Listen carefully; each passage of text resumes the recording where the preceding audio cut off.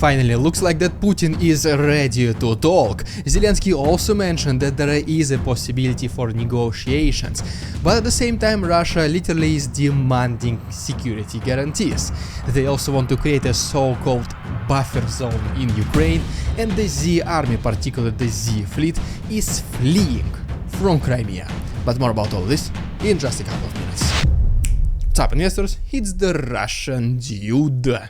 And let's go straight to the point and talk about some ridiculous Russian propaganda. It's back. Whoa!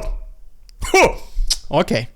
So yeah, today, guys, first of all, I want to thank you so much for all the support you've been showing me for the last 2 videos. This is the reason I was able to get out of this dark place so quick. Thank you guys once again so much. Okay, so ridiculous Russia. Today we have this seller in one of the small local grocery stores, I'm assuming, and she is wearing very interesting merchandise. She is wearing Wagner t-shirt with the Russian flag on one of its shoulders. And honestly, I'm like, after seeing this t-shirt obviously, and she is writing down something, I'm like, is this even a small local grocery store? Who knows, maybe this is a Wagner recruitment center. Maybe whenever you buy something, they ask you to sign some paper, and like, don't worry, this is just your receipt from your onions, this is just the receipt for potatoes, obviously for alcoholic beverages such as vodka. And like, just sign here, and then eventually some Wagner recruits, they come to your house and like, well, you signed the contract. It is time to go, товарищ, comrade. So just guys, let me know in the comments what do you think. And speaking about merch, yes, this one, the one she's wearing, is pretty extraordinary. You know what else is extraordinary?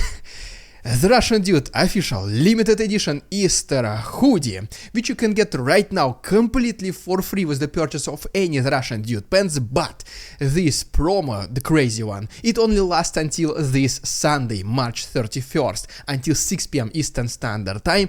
Please make sure to use code EASTER23 during checkout. And that's it. After this hoodie will never be available anymore. It will simply be discontinued from the store. So right now is your best chance to get this probably collectible item in the near future. The link to my store is down below. Okay, now it is time to quickly talk about the Frontline update, both from the east and the south, and then also Russians fleeing Crimean Peninsula. You will soon see what I mean by that. And as always, let's begin with the east of Ukraine, but before we go there, one quick stop in Belgorod, the Russian city, which was as always routinely attacked. But you know what, the Ministry of Defense of Russia said all 15 out of 15 Ukrainian drones were intercepted. For this reason, I have no idea why there is damages to the infrastructure on the ground. I mean, they intercepted everything, right?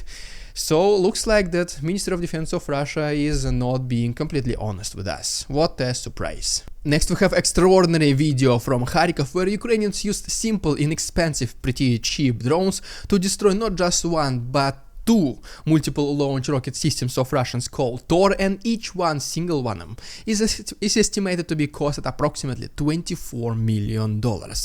As we go along the eastern front lines, right here is yet another video where Ukrainians were able to destroy electronic warfare equipment of Russians called Buk M3. And in Avdiivka, right here is the video where, as always, Ukrainians are using the drones.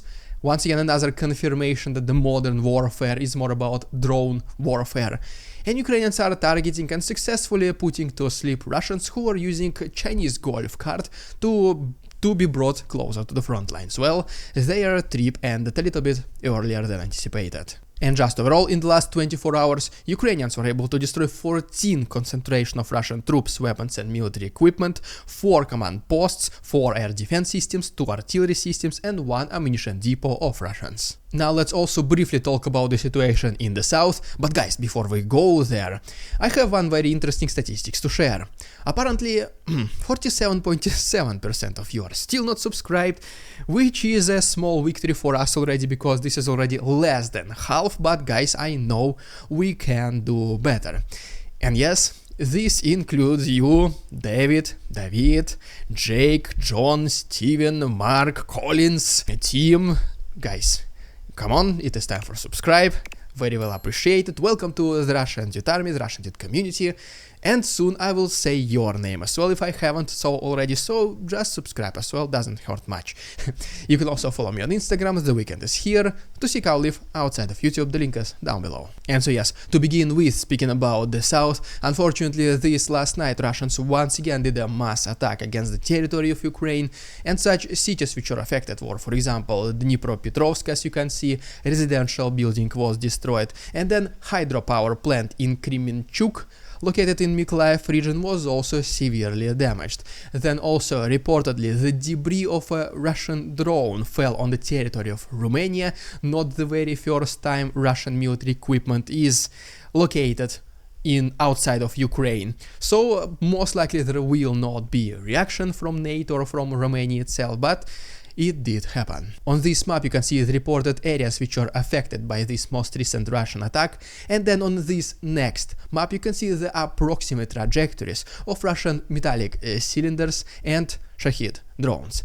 And luckily Ukrainian air defense was able to intercept 58 out of 60 Russian drones, 17 out of 21 Ha-101 missiles, 5 out of 9 Ha-59 metallic cylinders, and all 4 Iskander-K metallic cylinders, but unfortunately not a single ballistic or hypersonic metallic cylinder was intercepted, because once again the only air defense system capable of doing this is right now a Patriot, which Ukraine has in very limited quantities. And unlike the Z army, which primarily targets residential areas, Ukrainians were actually destroying some military-related targets, such as, for example, in Sevastopol, a communications center was severely damaged. As you can see from this satellite image, roof even partially collapsed. And then some of its landing ships, also located in Sevastopol Bay, was also some of them severely damaged. If you remember in the past, one of them, Ivan Hurs, even started taking water on board and leaning a little bit to the left.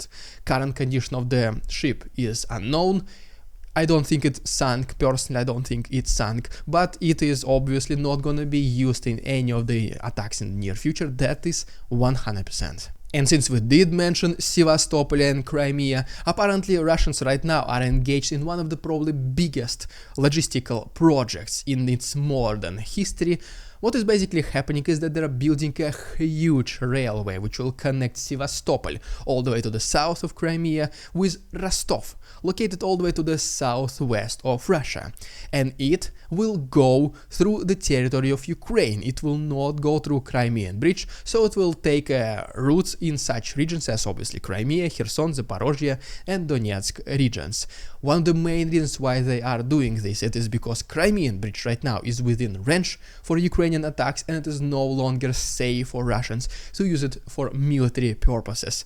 So basically Russians are constructing another way to bring supplies and reinforcements to Ukraine. This is also one of the reasons why Russia had to specifically capture these southern regions as soon and as early as possible, but at the same time you realize that Russians themselves, they realize that Crimea is no longer safe, Crimean Bridge is not safe either, so something has to be done, and one of the solutions they decided to do is to build this massive railway. Obviously this construction will take some time, but for example right here is the video which is to the north of Mariupol, where construction is happening right now as we speak. And well, obviously for Ukrainians these are legitimate military targets. Unfortunately, repairing a railroad is much easier than repairing the entire bridge, but still, if you destroy at least one section of this railroad, this can paralyze Russian logistics for a very long time. Plus, it is much closer to the current front lines than the Crimean Bridge itself. And yes, pretty much everything I did mention right now is also confirmed by one of the recent reports by the British intelligence that yes, the railroad is being constructed, it will go all the way from Crimea to Rostov, this will be used for Russians as their main logistics through the south of Ukraine, and at the same time what is even more interesting to witness, what I did mention approximately a couple of minutes ago, is that Ukrainians are now actively targeting Russian Navy in the south of Ukraine, in Crimea, specifically in Sevastopol. And if you remember, several ships, Russians already took them away from Sevastopol Bay and put them all the way back to Novorossiysk, which is located on the territory of Russia. So to say the least, Russians in one way or another, directly or indirectly, are fleeing the Crimea, because they see that they are within attack range for Ukrainians. They cannot do much at this very moment. Whenever they're going to be building this railroad, once again, they're going to get even closer to the current front line, so the attacks will even be more frequent. That's why some Russians decide, well, I mean, the peninsula is no longer safe. I think we should be out of here as soon as possible. And before we talk about both Putin and Zelensky in some way willing to resume the negotiations, Russia asking for security guarantees, and the creation of buffer zone in Ukraine, guys, I wanted to mention also something pretty special. Right now on Patreon, I did recently create a brand new $20 tier, which will give a 20% discount on any merchandise, the Russian merchandise you want, and this discount can be used as many times as you want, so please go ahead and check it. Another very good thing about Patreon is that it is the place where I can upload my fully uncensored Russian duty episodes. I can upload all the extra photos and videos which I'm not showing in my daily episodes, and this is the best way to support the channel, because Patreon does not take as much of a cut as this platform does. So once again, please go ahead and check Patreon, many interesting benefits. The link is down below. Thank you guys so much. And so yes, so I did mention Putin's willingness to talk. This is exactly what I mean by that. We have yet another major propagandist in Russia, probably you heard about him, Dmitry Kiselyov. And so he did an interview a couple of weeks ago with Putin, and basically the topics of this interview was Russian and Ukrainian relationship. Putin was saying that no matter what's gonna happen, doesn't mean Ukraine or no Ukraine, Russia will always be ready for nuclear war. Then he said that Russia is ready to talk with Ukraine as long as the requirements of these negotiations are not like something ridiculously crazy, something what, for example, Putin will propose. At the same time, he said that negotiations should, and in case there is a ceasefire as a result of negotiations, Putin did mention that it should not be used, taken advantage by Ukrainians to resupply themselves, to mobilize more people and then attack Russia once again. Sounds like I'm talking about Russia, but no, this is what Putin says about Ukraine, however controversial it sounds. And then he was also saying that in the West at this point there's undeniable proof about the presence of the Western mercenaries, the Western footprints, the Western trainers, everything.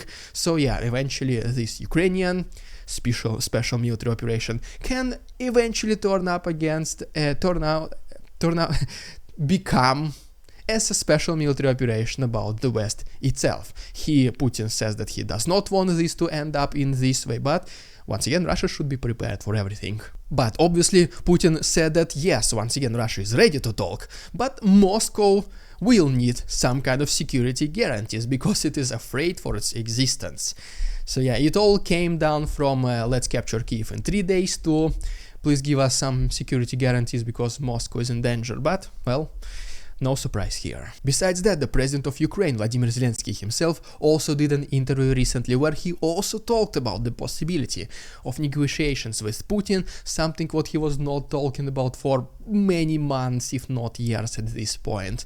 But he did say that as soon as Ukraine will be able to return the territories which Russia captured since this second invasion back in 2022, and this is when they will not even need to deoccupy the rest of Donetsk, Luhansk, Crimea, whatever was occupied by Russians since 2014, because at this point Putin will be willing to just talk by himself. He will once again most likely ask for even more security guarantees and give back the territories which Ukraine is constitutionally owns before the 1991 period. Besides that, Putin also claimed another relatively ridiculous thing.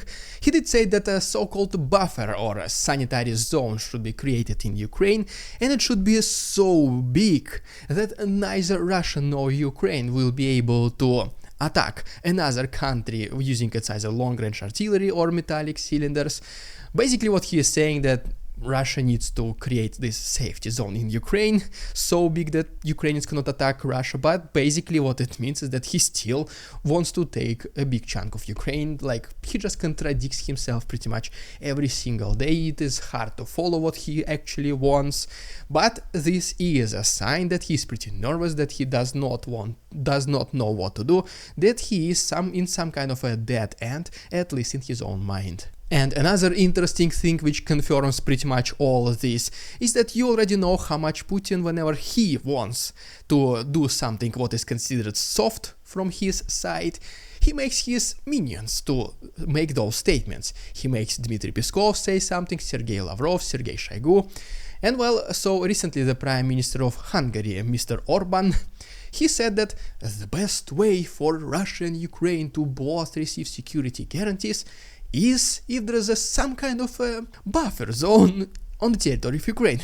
As you can see, exactly the narrative, exactly the statements that Putin claims. Well, at this point there is literally no questions left between the connection of these two people, to say the least. Guys, once again, please subscribe to my channel. Let's turn the statistics in our favor. Please don't forget about the Russian dude merch. Easter hoodie will disappear from the store this Sunday, so please hurry up, go ahead and check my Patreon. So many benefits right there. Thank you so much for watching, and see you on Tuesday.